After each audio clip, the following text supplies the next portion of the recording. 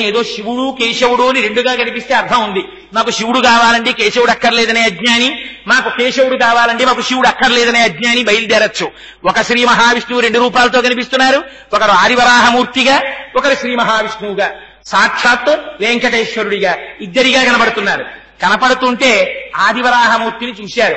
ఆదివరాహమూర్తి చుట్టూ పరివారం ఉన్నారు. ఈయనెవరెక్కడి నుంచి వచ్చారు కొండ మీద కన్నారు.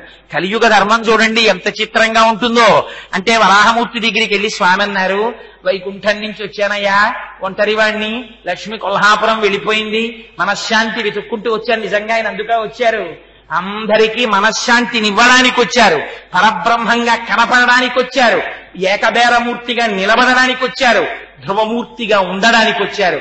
అందుకని కొల్హాపురంలో లక్ష్ముందయ్యా, ఒక్కడే ఉన్నాను, నాకు ఇంత స్థలం ఇవ్వండి అయ్యా, వెంకటాచలం కొండ మీద ఉంటానన్నారు. అంటే వరాహమూర్తి అన్నారు, యుగధర్మమయ్యా, స్థలం మౌల్యేన గృహ్యతాం, డబ్బు కట్టి స్థలం పుచ్చుకో అన్నారు.